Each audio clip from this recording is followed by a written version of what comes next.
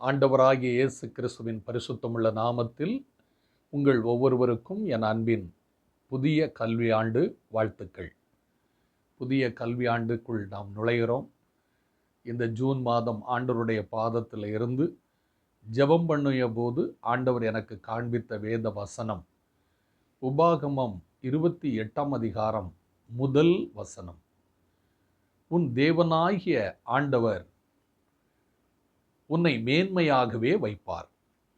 இதை கேட்டுக்கொண்டிருக்கிற அருமையான என் அன்பு சகோதர சகோதரிகளே, வானத்தையும் பூமியும் படைத்த சர்வ வல்லமையுள்ள ஆண்டவர் உங்களையும் உங்கள் குடும்பங்களையும் என்னையும் மேன்மையாகவே வைப்பாராம். எனவே நீங்கள் எதை குறித்தும் கவலைப்பட வேண்டாம். புதிய கல்வியாண்டுக்குள் நுழைகிறோம். இந்த வருஷத்தின் நடு மாதத்தில் நாம் பிரயாணிக்கிறோம். ஐயோ, தேவைகள் அதிகம், என்ன செய்வோம் ஏது செய்வோம் என்று ஒருவேளை நீங்கள் கலங்கி கொண்டிருக்கலாம். வேதம் சொல்லுகிறது, ஆண்டவர் உங்களையும் உங்கள் குடும்பத்தையும் மேன்மையாகவே வைப்பார் என்பது உறுதி. நீங்களும் நானும் மேன்மை அடைய செய்ய வேண்டியது என்ன? ஊசியா என்கிற ராஜாவை குறித்து 2 நாள் ஆகமம் 26ஆம் அதிகாரம் 1 முதல் கடைசி வசனம் வரையிலும் பாருங்கள். அவனுடைய தகப்பனார் இந்த பூமியிலிருந்து மரித்து அவரை அடக்கம் செய்து விடுகிறார்கள். 16 வயது உள்ள சிறுவனை இஸ்ரேலின் ராஜாவாய் அபிஷேகம் பண்ணுகிறார்கள். 52 ஆண்டு காலங்கள் இஸ்ரேலை ஆளுகிறார். கவனித்து பார்த்தீர்களா? 16 வயதில் ராஜ மேன்மை வருகிறது. ஆண்டவராகிய கடவுள் ஊசியாவை மேன்மையாக உயர்த்துகிறார். 2வது அங்கு வேதம் சொல்லுகிறது, 52 ஆண்டு காலங்கள் இஸ்ரேலை ஆளுகை செய்கிறார். ஏன் தெரியுமா உங்களுக்கு? 2 நாள் ஆகமம் 26ஆம் அதிகாரம் 5வது வசனத்தை பாருங்கள். அங்கு வேதம் சொல்லுகிறது, ஊசியா ராஜா தன்னுடைய காலங்களில் கர்த்தரை தேடினாராம். அப்பொழுது அவர் காரியங்களை எல்லாம் ஆண்டவர் வாய்க்கச் செய்தாராம். பார்த்தீர்களா? நீங்களும் நானும் புதிய மாதத்திற்குள் போகிறோம். புதிய கல்வியாண்டுக்குள் நுழைகிறோம். நீங்களும் நானும் ஆண்டவரை தேட வேண்டுமாம். அங்கு ஊசியா ராஜா சிறு வயதுதான். ஆனால் தன் தேவனாகிய கர்த்தரை தேடின நாட்களில் அவர் காரியங்கள் எல்லாம் வாய்க்கச் செய்தாராம் கடவுள். இதை கேட்டுக்கொண்டிருக்கிற என் அருமையான சகோதர சகோதரிகளே, அது மட்டும் அல்ல, தொடர்ந்து வேதம் சொல்லுகிறது. 2 நாளாகமம் 26ஆம் அதிகாரம் 5 முதல் 11 வசனத்தை பாருங்கள். ஊசியா ராஜா கொஞ்சம் கொஞ்சமாய் தன் தேவனுக்குள் வளருகிறார். வேதம் சொல்லுகிறது, இவர் தேவனை தேட தேட முதலாவது தேவன் அவருக்கு துணை நின்றாராம். இதை கேட்டுக்கொண்டிருக்கிற என் அன்பு சகோதர சகோதரிகளே, நீங்கள் நானும் ஆண்டவரை தேடும்போது ஆண்டவராகிய கடவுள் நமக்கு துணை நிற்பார். 2வது, அவர் கோபுரங்களை கட்டினாராம். கோபுரங்களை கட்டி கோபுரங்களை பலப்படுத்தினாராம். 3வது, ஊசியா ராஜாவை தேவன் பலப்படுத்தினாராம். 4வது, அந்த ஊசியா ராஜா விவசாயி, அதாவது வேளாண்மை பிரியனாய் இருந்தாராம். 5வது, ஊசியா ராஜா அவருக்கு ஏராளமான போர் வீரர்களும் யுத்த சேனைகளும் இருந்தார்களாம். எனவே அவருடைய நாட்களில் எங்கு போனாலும் அவருக்கு மகிமையும் மேன்மையும் தேடி தேடி வந்தது. இதை கேட்டுக்கொண்டிருக்கிற உங்களுக்கும் ஆண்டவரை இந்த மாதம் அதிகமாய் தேடுங்கள். அப்பொழுது ஊசியா ராஜாவுக்கு தேவன் செய்ததை உங்களுக்கும் உங்கள் குடும்பத்திற்கும் எனக்கும் செய்வார் என்பது நிச்சயம். சரி, தொடர்ந்து இப்பொழுது ஊசியா ராஜா எங்கு சென்றாலும் வெற்றி பெற்றார். ஒரு நாள் பாருங்க, கோபுரங்களை கட்டி அவருடைய வாழ்க்கையில் மேன்மையாக வந்து கொண்டிருக்கிற நேரத்தில் ஆசாரியர்கள் பலி செலுத்த வேண்டிய பலியை ராஜாவாகிய ஊசியா செலுத்த போனாராம். பலி ஆசாரியர்கள் தான் தேவனுக்கு செலுத்த வேண்டும் என்று லேவியர் 2ஆம் அதிகாரம் முதல் 2 வசனத்தில் எழுதப்பட்டிருக்கிறது. ஆசாரியர்கள் தான் தேவனுக்கு ஊழியம் செய்ய வேண்டும். ராஜாக்கள் அவர்கள் பின்னால் நிற்க வேண்டும். ஆனால் ஆசாரியர்களுடைய அந்த சட்ட திட்டங்களை, உரிமைகளை ஊசியா ராஜா எடுத்துக்கொண்டு மனமேட்டிமையாய் ஆகிவிட்டார். பார்த்தீர்களா? நம்முடைய வாழ்க்கையிலையும் பணம், பொருள், அந்தஸ்து, பதவி உயர்வு இதெல்லாம் வரும்போது நம்மளை அறியாமல் நமக்கும் மனமேட்டிமை வந்துருகிறது இல்லையா? ஊசியா ராஜாவுக்கும் அப்படி மனமேட்டிமை வந்துவிட்டது. வேதம் சொல்லுகிறது, நீதிமொழிகள் 18ஆம் அதிகாரம் 12வது வசனம் பாருங்க. மேன்மைக்கு முன்னானது தாழ்மை.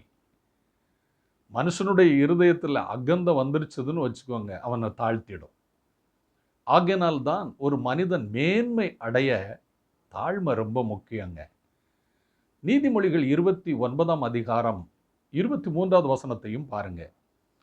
மனுஷனுடைய இருதயம் முதல்ல எப்படி ஆயிடுமா? மேட்டிமை ஆயிடுமா. அது எதுக்கு காரணம் தெரியுமா? அவனுடைய இருமாப்பு அவன் அழிவில் கொண்டு போய் விட்டுடுமா.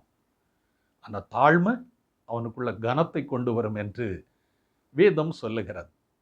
ஆனால் ஊசியா ராஜா வளர வளர பலப்பட பலப்பட ஆசாரிகள் செய்ய வேண்டிய வேலையை ராஜா செய்ய ஆரம்பிச்சிட்டார். இன்றைக்கு நீங்களும் நானும் தகப்பன் என்ன செய்யணுமோ அதை தகப்பன் செய்யணும், மனைவி என்ன செய்யணுமோ அதை செய்யணும், பிள்ளைகள் என்ன செய்யணுமோ அதை செய்யணும். அப்படி செய்யும்போது நமக்கு ராஜ மேன்மை வரும் என்பது நிச்சயம்.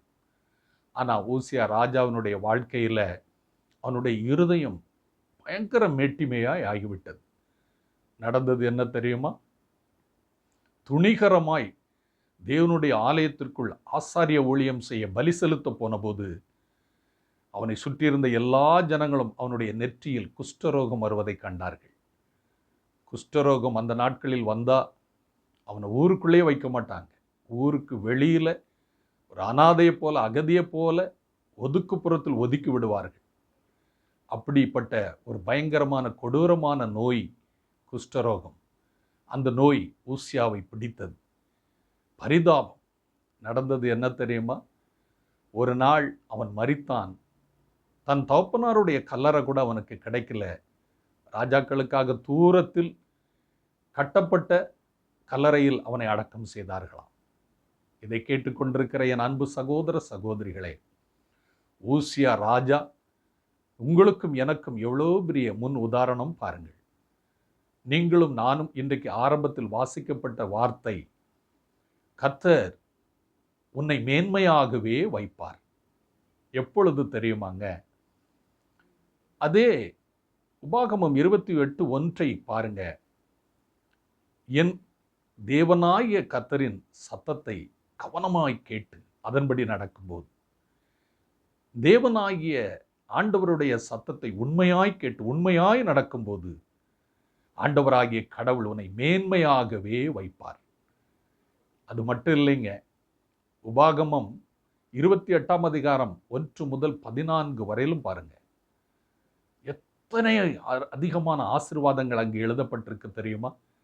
அத்தனை ஆசீர்வாதங்களும் நம் குடும்பத்திற்கு வந்து சேரும் என்பது நிச்சயம். எனவே நீங்கள் சோர்ந்து போகாதிருங்கள். அங்கு எழுதப்பட்ட வாக்குத்தத்தங்களில் விரலை வைத்து வைத்து ஜெபம் பண்ணி, ஆண்டவரே எனக்கு இதை செய்யுங்க, எனக்கு இதை தாங்க, என்னை இப்படி மாற்றுங்க என்று நீங்களும் நானும் இந்த மாதத்தில் ஜெபம் பண்ணும்போது ஆண்டவர் அற்புதமாய் உங்களையும் நம்மையும் நம் குடும்பங்களையும் பிள்ளைகளையும் உயர்த்துவார் என்பது நிச்சயம். எனவே ஊசியா ராஜா தன் தேவனாகிய கர்த்தரை தேடின நாட்களில் அவன் காரியமெல்லாம் வாய்க்கச் செய்தார். ஊசியா ராஜா நமக்கு ஒரு நல்ல உதாரணம் இல்லையா? எனவே நீங்களும் நானும் இந்த மாதத்தில் பாதுகாப்புக்காக ஜெபம் பண்ணுங்க. சங்கீதம் 91:3 படி, வேடனுடைய கண்ணிக்கும் பாழாக்குகிற கொள்ளை நோய்க்கும் என்னையும் என் பிள்ளைகளையும் படிக்கிற இடங்களில் ஆண்டவரே பாதுகாத்து கொள்ளுங்க என்று பாதுகாப்புக்காக ஜெபம் பண்ண வேண்டும். இரண்டாவது, லூக்கா 2ஆம் அதிகாரம் 52 படியும் கொலோசியர் 2ஆம் அதிகாரம் 3வது வசனத்தின்படியும் யாக்கோபு 1:5 ஆண்டவர் நம் பிள்ளைகளுக்கு ஞானம், அறிவு என்கிற பொக்கிஷத்தையும் மனித தயவையும் தேவ கிருபையும் கொடுக்கும்படி நீங்களும் நானும் ஜெபிக்க வேண்டும். 3வது பிலிப்பியர் 4:19 பாருங்கள். கிறிஸ்து இயேசுவிற்குள் மகிமையிலே நம் குறைவுகளை எல்லாம் தேவன் நிறைவாக்க வேண்டும் என்று நம் பொருளாதார ஆசீர்வாதத்திற்காக, நம் பிள்ளைகள் படிப்பு தேவைக்காக, எதிர்காலத்திற்காக ஜெபிக்க வேண்டும். 4வது பிலிப்பியர் 2:13 பாருங்கள். என்னை பலப்படுத்துகிற இயேசு கிறிஸ்துவினாலே எல்லாவற்றையும் எனக்கு செய்ய பலன் உண்டு. ஆண்டவர் நம்மையும் நம் பிள்ளைகளையும் பலப்படுத்த வேண்டும். போக்குவரத்துகளில், படிக்கிற காரியங்களில், எல்லா விஷயத்திலையும் ஆண்டவர் பிள்ளைகளை பலப்படுத்த வேண்டும். அதற்காக நீங்களும் நானும் ஜெபிக்க வேண்டும். நீங்களும் நானும் ஜெபிக்க ஆயத்தமாவோம். இந்த மாதத்தில், இந்த 6வது மாதத்தில் ஆண்டவர் நம் பிள்ளைகளை பாதுகாத்து, நம் குடும்பங்களை ஆசீர்வாதமாய் வைத்து மேன்மையாகவே வைப்பார். கடன் இல்லாமலும் நம்மளை வைப்பார். நீங்களும் நானும் ஆண்டவரே என்னை கடன் கொடுக்கிறவர்களாய், என்னை கடன் வாங்காதவர்களாய் மாற்றும் ஆண்டவரே என்று ஜெபிப்போம். எனவே நீங்களும் நானும் நம்மை மேன்மையாக ஆண்டவர் வைக்க ஆண்டவரை தேடுவோம். அப்பொழுது நம்முடைய காரியங்களெல்லாம் வாய்க்க செய்வார். ஜெபிப்போமா? வானத்தையும் பூமியையும் படைத்த சர்வ வல்லமையுள்ள எங்கள் ஆண்டவரே, இந்த 6வது மாதத்திலே ஆண்டவர் எங்களையும் எங்கள் குடும்பங்களையும் இந்த சத்தத்தை கேட்கிற ஒவ்வொருவரையும் மேன்மையாகவே வைக்கப் போகிறீர். அதற்காக உமக்கு நன்றி. ஆண்டவரே, பிள்ளைகள் படிக்க போகிற இடம், வருகிற இடம், பெற்றோர்கள் சம்பாதிக்க போகிற வருகிற இடங்களில் எல்லாம் வேடனுடைய கண்ணிக்கும் பாழாக்கும் கொள்ளை நோய்க்கும் தப்பிவிப்பீராக. ஆண்டவரே, ஞானம், அறிவு, மனித தயவு, தேவ கிருபை என்கிற பொக்கிஷத்தினால் பிள்ளைகளை நிரப்புவீராக. எங்களை பலப்படுத்துகிற இயேசு கிறிஸ்துவினாலே எல்லாவற்றையும் செய்ய எங்களுக்கு பலன் உண்டு. பலத்தால் இடைக்கட்டுவீராக. ஆண்டவரே, கிறிஸ்து இயேசுவிற்குள் எங்கள் குறைவுகளை எல்லாம் நீர் மகிமையிலே நிறைவாக்குவீராக. எல்லா தேவைகளையும் மகிமையாய் சந்தியும். அது மட்டும் அல்ல ஆண்டவரே, அநேகருடைய கடன் பிரச்சனைகள், நாங்கள் அநேகருக்கு கடன் கொடுக்கிறவர்களாய், கடன் வாங்காதவர்களாய் இருக்கும்படி இவர்களை ஆசீர்வதியும். எங்களை ஆசீர்வதியும். கடன் பாரங்கள் மாறட்டும். குறைவுகள் கிறிஸ்து இயேசுவுக்குள் நிறைவாகட்டும். ஆண்டவரே, ஊசியா ராஜா தன் தேவனாகிய கர்த்தரை தேடிய நாட்களில் அவன் காரியங்களை வாய்க்க செய்தீர். அதே ராஜா மனமேட்டிமையாய் ஆகும்போது ஆசாரியர்கள் சொன்னாலும் கேட்காது இருந்ததனாலே ஒரு கொடூரமான குஷ்டரோகம் வந்து அவனை ஆண்டவரே நீர் கொன்று போடுகிற அளவுக்கு அவன் தன்னை கீழ்த்தரமாய் தாழ்த்தி விட்டான். எங்களுக்குள் மனமேட்டிமை வராதபடி தாழ்மையினால் எங்களை நிரப்பும் ஆண்டவரே. இந்த சத்தத்தை கேட்கிற ஒவ்வொருவரையும் ஆண்டவரே, மேன்மைக்கு முன்னானது தாழ்மை. அழிவு வருமுன் இருதயம் மேட்டிமையாகிவிடும் என்று எழுதியிருக்கிறபடி ஒரு நாளும் எங்கள் இருதயம் மேட்டிமையாகாதபடி எங்கள் இருதயத்தை தாழ்மையினால் நிரப்புவீராக. இந்த மாதம் தெய்வீக பாதுகாப்பு, சுகம், ஞானம், அறிவு, தேவைகள் எல்லாவற்றையும் மகிமையாய் சந்தியும். ஆச்சரியமாய் நடத்தும், அதிசயமாய் நடத்தும். அப்படி செய்கிற அன்பிற்கு கோடா கோடி ஸ்தோத்திரம். இயேசு கிறிஸ்துவின் நாமத்தில் இந்த சத்தத்தை கேட்கிற ஒவ்வொருவரையும் ஆசீர்வதியும், பாதுகாத்து கொள்ளும், வழிநடத்தும். ஆண்டவரே, ஜெபமே என் வாழ்வு, சுவிசேஷமே என் பாரமாய் இருக்கும்படி யோவான் 3:30 என்னில் இயேசு உயர, நான் குறைய வேண்டிக் கொள்ளுகிறேன். இயேசுவின் நாமத்தில் பிதாவே. ஆமென், ஆமென், ஆமென். God bless you.